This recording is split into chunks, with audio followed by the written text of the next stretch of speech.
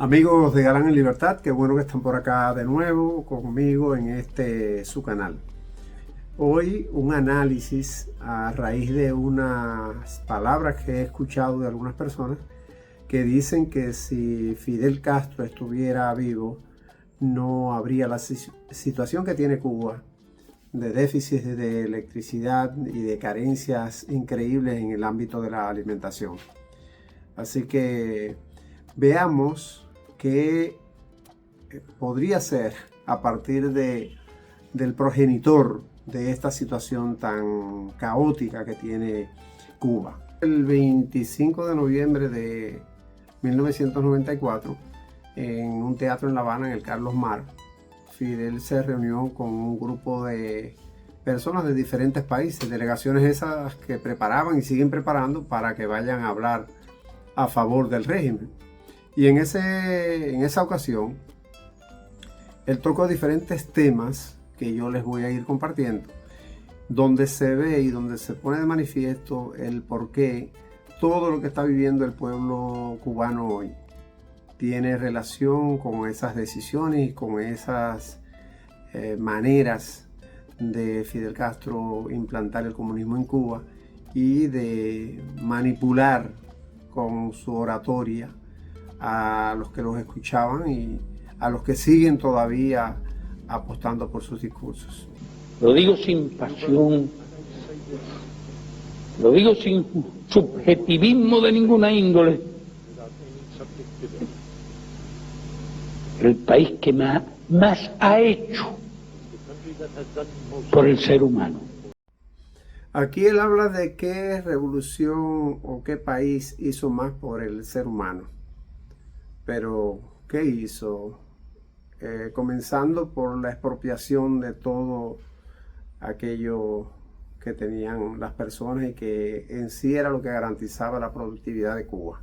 Porque al quitar las tierras, al quitarle las industrias, todo fue a pique. Eso es hacer algo por el ser humano. ¿Qué revolución respeto más al hombre? Y no ya como revolución victoriosa en el poder, sino desde nuestra propia guerra, desde nuestra propia lucha revolucionaria que estableció principios inviolables. No hubo un solo caso de asesinato de un prisionero. Si lo que hacíamos con los prisioneros era ponerlos en libertad. La revolución liquidó el pordioserismo. La revolución liquidó el juego. La revolución liquidó las drogas. La revolución liquidó la prostitución, sí. Aquí habla de que la revolución eliminó el pordioserismo y otros males. Pero ahí están las imágenes, pleno 2024, de personas durmiendo en la calle, de personas sin una vivienda, familias que tienen 30 años, 40 años, metidos en un albergue, sin una condición mínima, viviendo como animales, porque no lo garantizó nunca, ni lo ha garantizado el régimen en más de 65 años. No lo garantizó él, no lo han garantizado, y entonces en ese día que tiene ya 35 años en el poder, hablando de que había logros, en esto de la atención a las personas. Y los que están ahí aplaudiéndole, pagados por el gobierno, como siguen haciendo con cada acto, que estas personas acuden con miles de beneficios, y que después los cuentan como turistas, no saben esa realidad de la Cuba nuestra. No saben de cuántas cosas él hizo para manipular y para que las personas creyeran en su discurso, pero que al final todo lo que hacía era en beneficio de mantenerse en el poder.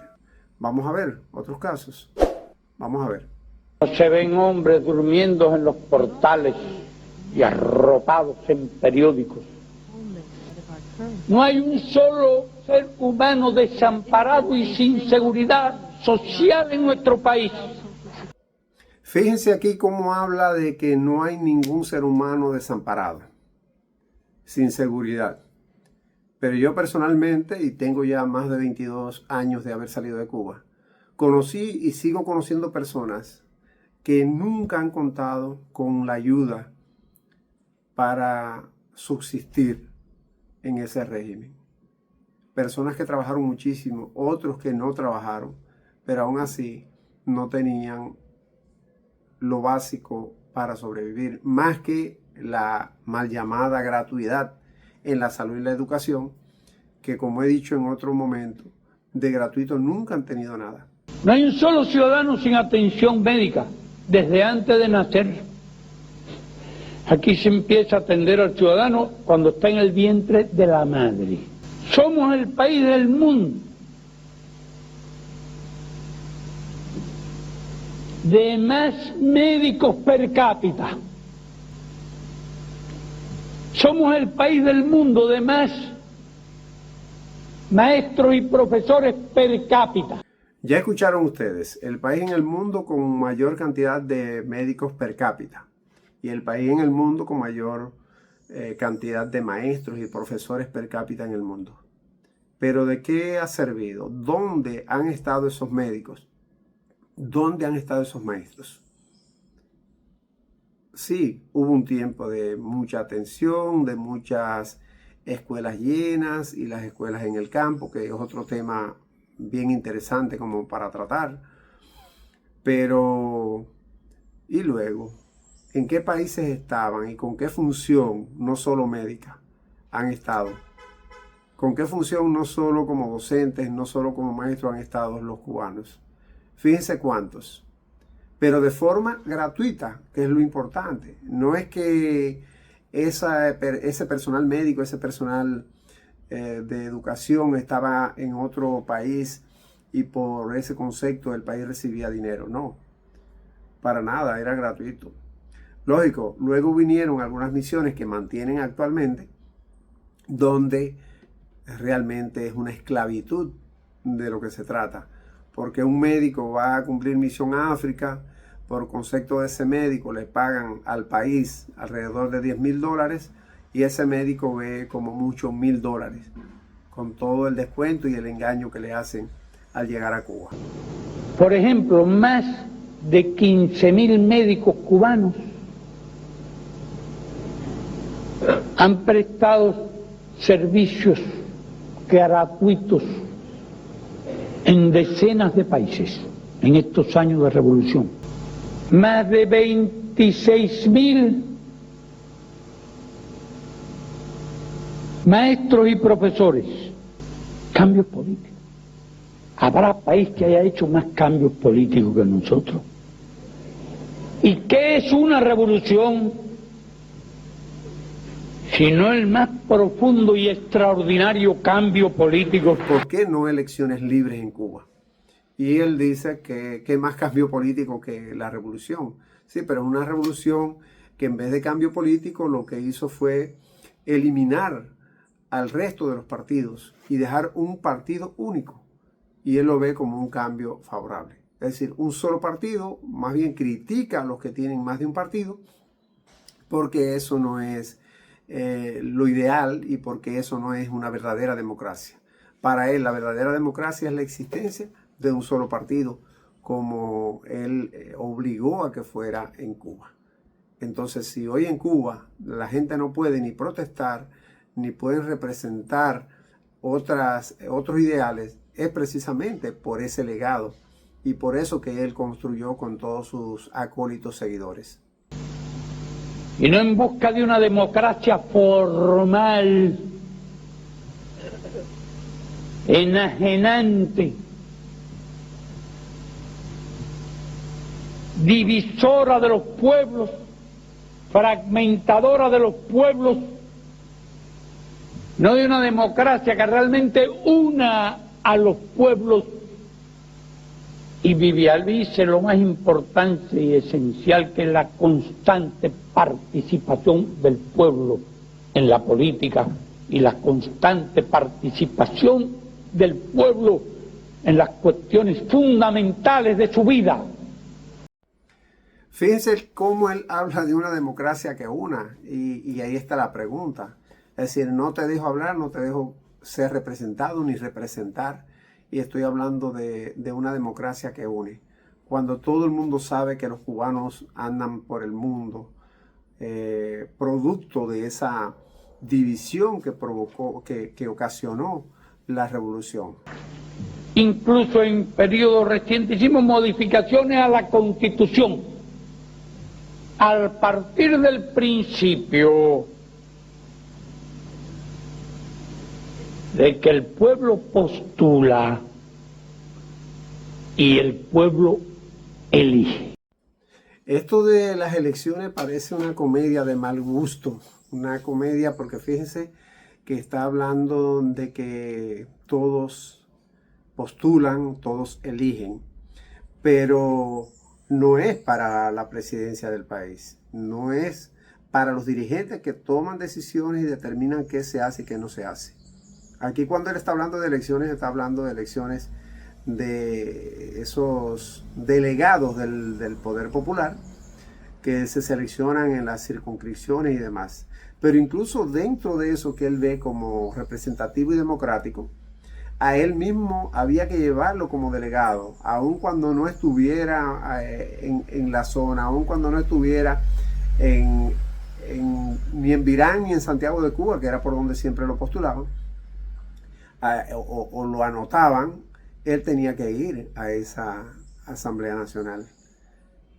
Cualquier dirigente o todos los dirigentes del partido, todos los dirigentes del gobierno tenían que ser inscritos, postulados, presentados, y había que votar por ellos en las diferentes circunscripciones, pero no para presidente, sino para delegado del poder popular, bajo la consigna de que el poder del pueblo ese sí es poder.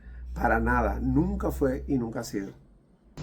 Pero bueno, en nuestras elecciones van a votar más del 95% de los ciudadanos y nadie está obligado a votar. No es el partido el que postula. El partido ni postula ni elige. Vela porque se cumplan todos los principios y todas las normas, pero no participa en ninguno de esos procesos electorales. Esa es la situación de nuestro país. Habla de que el partido no postula ni elige, y es todo lo contrario. Lo primero es que para ser delegado de esa asamblea hay que ser militante y tienes que ir a hablar a favor del comunismo y a favor de la revolución y a favor de los dirigentes de este régimen. Si no, no tienes posibilidad de ascender. Y son ellos quienes postulan, porque ellos son quienes dicen qué condición debe tener la persona para ser delegado del Poder Popular. Un delegado que al final no puede tomar ninguna decisión ni puede hacer nada que no sea lo que le diga el partido, porque el partido es el que indica qué se hace, cómo se hace, dónde se hace, cuándo se hace, si es que se hace algo. En nuestro país los cargos son renovables.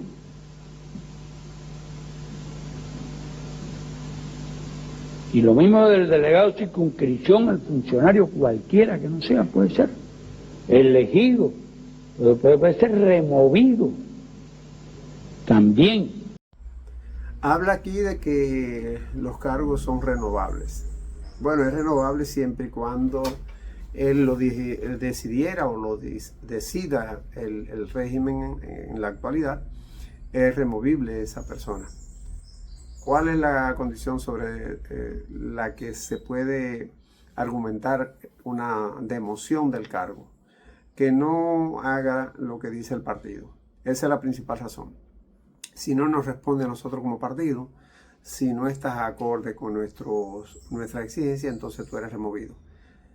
No importa los casos que hayan salido actualmente de corrupción y demás, siempre hay un trasfondo político en todas las decisiones que toman. En todas las decisiones que toman, siempre el trasfondo es político. ¿Qué impacto tiene esa posición, esa figura? y entonces a partir de ahí se mantiene o se remueve del cargo. La Constitución la hemos hecho nosotros. El Código Electoral lo hemos hecho nosotros, el sistema lo hemos ideado y lo hemos desarrollado nosotros, que es lo que ustedes han estado defendiendo. Y por si queda duda, bueno, si queda alguna duda, aquí lo pueden ver. Ellos son quienes hacen la Constitución, quienes hacen las leyes, quienes establecen las reglas y luego la controlan, luego la vigilan hasta lograr su cumplimiento. No hay poderes separados. No es que uno hace la ley, que uno cumple la ley y otro sanciona el incumplimiento de la ley. Aquí ellos son batuta y constitución. Son quienes tienen el poder, todos los poderes, y por tanto se ve en sus propias palabras, se escucha en sus propias palabras, que son ellos quienes lo hacen todo. Lo hacían en tiempos de Fidel Castro y lo siguen haciendo. Un día por la mañana usted se entera de cuál es la ley, pero no hay más allá. Y no hay discusión. Y si hay alguna discusión a nivel de barrio y demás, es bajo el principio que ellos han establecido, que lo que sea en contra del comunismo no puede ser aprobado. Nada que vaya en detrimento de su poder y de su filosofía y de su ideología puede ser aceptado en ninguna de las leyes, reglamentaciones, políticas y demás. Para nada. Y entonces él está hablando de que hay apertura y, por una parte, pero por otra te está diciendo que la hemos hecho nosotros. Cuando dice la hemos hecho nosotros no es el pueblo, sino ha sido el partido y el gobierno comunista. El derecho del país a establecer las normas, el sistema económico, político, social que estime pertinente en el mundo. Es imposible otra cosa, es absurdo otra cosa. Cuando la revolución triunfa, existía un mundo. Hoy, al cabo de 35 años de revolución, existe otro mundo, el mundo cambió. Y no cambió hacia el progreso, realmente cambió hacia el retroceso. Y oigan qué perla, como diría un amigo mío. El mundo ha ido en involución, según su teoría. Cuando la revolución triunfó en 1959, el mundo era mucho mejor, mucho más avanzado que en el 94. Es decir, 35 años después no había avanzado el mundo. Bueno, no había avanzado el mundo en Cuba, porque los avances a nivel mundial son innegables, incluso en periodos más cortos. Pero para él no le convenía aceptar, reconocer que el mundo había cambiado para mejor, sino todo lo contrario. El bloqueo significa que a Cuba no se le puede vender ni siquiera una aspirina para aliviar un dolor de cabeza. Los norteamericanos decían que si nos quitaban el bloqueo si dejábamos de ayudar a los revolucionarios centroamericanos, si dejábamos de ayudar a los revolucionarios. Nunca nos pasó por la mente semejante cosa. En otra ocasión hablaron de que nos estaban dispuestos a quitarnos el bloqueo si dejábamos de ayudar a Angola y a otros países de África. Y nunca nos pasó por la mente la idea de negociar nuestras relaciones con otros países. Incluso la idea de la introducción del capital extranjero era anterior al periodo especial. Habíamos comprendido que determinadas áreas, determinadas ramas no se podían desarrollar porque no existía ni el capital ni la tecnología para hacerlo, aun porque no disponían de ella los países socialistas. Y aquí tiene que aceptar el desastre que es el comunismo y cómo no tienen ni tecnología ni dinero para hacer nada, y que no fue el derrumbe del campo socialista quien lo convenció. Ya antes del derrumbe del campo socialista ya él sabía que era un desastre y que tenía que considerar la inversión extranjera en el país, la búsqueda de capital para resolver situaciones que nunca resolvió en sí, pero se da cuenta de que el comunismo no es la vía. Hacemos cambio, pero sin renunciar al verdadero principio del gobierno del pueblo, por el pueblo y para el pueblo. 500.000 de cubanos han cumplido misiones internacionalistas de distintos tipos. 500.000 de cubanos. Hay que dar una respuesta de dónde está el dinero de Cuba.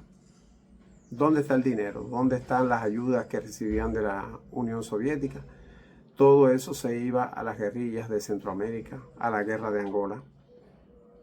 En todos esos ejércitos, ¿cuánto gastan? Y sí, si otros países intervienen en un conflicto, entonces injerencia. Pero acá él llama que eso es internacionalismo proletario. Eso es ayuda. Como dije aquí, nuestros soldados estaban combatiendo en el sur de Angola. 40.000 hombres. 40.000 hombres. Esos hombres estaban expuestos incluso a que sobre ellos se lanzaran armas nucleares. Y nosotros lo sabíamos. Sí, los soldados combatiendo en el sur de Angola y él estaba seguro que podían morir de un momento a otro. No le importó. Y los combates que ya se han mencionado y que no es necesario recordar acá, pusieron en peligro, no, provocaron la muerte de miles de cubanos en Angola, en una guerra que para nada era la guerra que había que librar en Cuba. La guerra que había que librar era la guerra de la producción, era la guerra de la subsistencia, y él nunca lo entendió. Es decir, tropas en el extranjero con todo lo que eso significa para exportar revolución, para exportar ideología. En determinado momento teníamos aquí 25.000 becados extranjeros. Otra válvula de escape de la economía cubana, los congresos, las escuelas para extranjeros. Oigan, ¿cuántos extranjeros? Con unas condiciones que nosotros, estudiantes en Cuba, que nuestros hijos nunca tuvieron, nunca han tenido y nunca tendrán. Pero para los extranjeros sí, había que darle esas condiciones porque era la manera de exportar revolución y exportar ideología. ¿Cuánto se hubiera hecho con el dinero invertido en esas personas? Que no está mal que se ayude, hay que ayudar, pero tú tienes que ayudar si tienes, porque no es posible que tú le quites la leche a tu muchacho para dársela a otro y los tuyos muriéndose de hambre. Eso hacía él y eso siguen haciendo los comunistas en Cuba. Repito, ni un maestro, ni una escuela sin maestro, ni un niño sin escuela, ni un enfermo sin médico y sin hospital. Falacia más falacia. Ni un niño sin escuela, ni un hospital sin medicina, ni un maestro sin trabajo. Y hay que ver cómo están los hospitales, hay que ver cómo están las escuelas, hay que ver cómo está el empleo en Cuba. Y quiénes quieren estar en ese régimen donde no le pagan por lo que hacen y donde no están presentes los profesionales, muchos porque han tenido que escapar de la dictadura y otros porque no se han preparado suficientemente para el trabajo que se debería realizar. Incluso en periodo especial alcanzamos el 5º lugar en las Olimpiadas. Y el deporte, otra de las grandes deudas, después que el país alcanzó, con la ayuda de la Unión Soviética, claro, éxitos significativos en el deporte y olimpiadas y mundiales y demás, no tienen deportistas. Porque los deportistas también estaban siendo utilizados como esclavos y todo el dinero que generaban era para ellos, para el gobierno, sin una reinversión en las canchas, en implementos deportivos y en lo elemental, que es la salud de los deportistas, no se le garantizaba, porque no hay ninguna de las condiciones mínimas necesarias para eso. Capitalismo caníbal, capitalismo moderado, si es que esto existe. A ese no queremos volver. Y no volveremos. Lamentablemente, tantos años después, sigue siendo la misma situación para los cubanos. hoy mismo no tienen que comer, hoy mismo no tienen electricidad, pero el régimen se mantiene y ve como única opción el comunismo. Una vez más, gracias por estar en su canal Galán en Libertad.